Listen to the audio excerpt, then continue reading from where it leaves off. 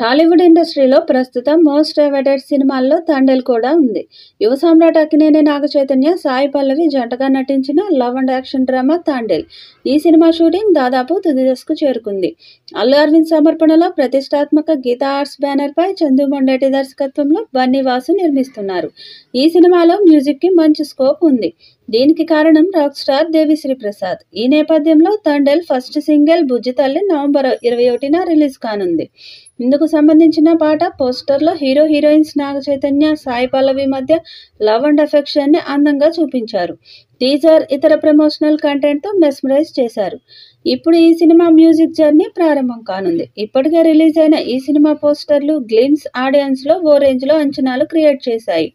ఈసారి నాగచైతన్యకు pan India రేంజ్లో hit పడేలానే ఉందని అక్కినేని ఫ్యాన్స్ అందరూ ధీమాగా ఉన్నారు.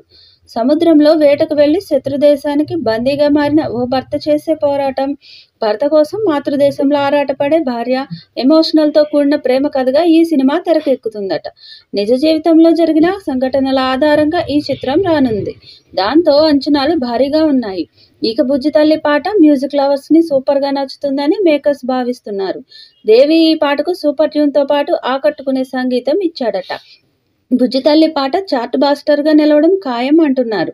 మరి విడుదలయ్యాక ఈ పాట ఎలాంటి రెస్పాన్స్ తెచ్చుకుంటుందో చూడాలి.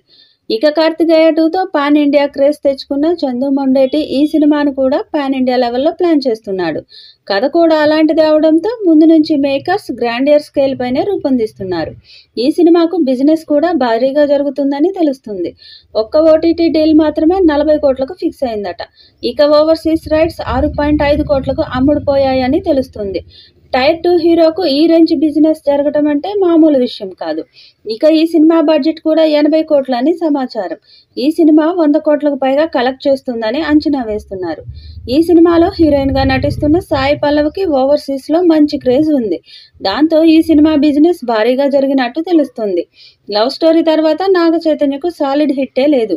సోగ్గాడే క్రేజ్తో బంగారాజు జస్ట్ బ్రేక్ ఈవెన్ మార్క్ను టచ్ చేసింది. ఇక ఆ తర్వాత వచ్చిన థ్యాంక్ యూ చిత్రం ఫ్లాప్ అయింది. దాంతో ఈసారి పెద్ద హిట్ కొట్టాలని నాగ చైతన్య ఫిక్స్ అయ్యాడు.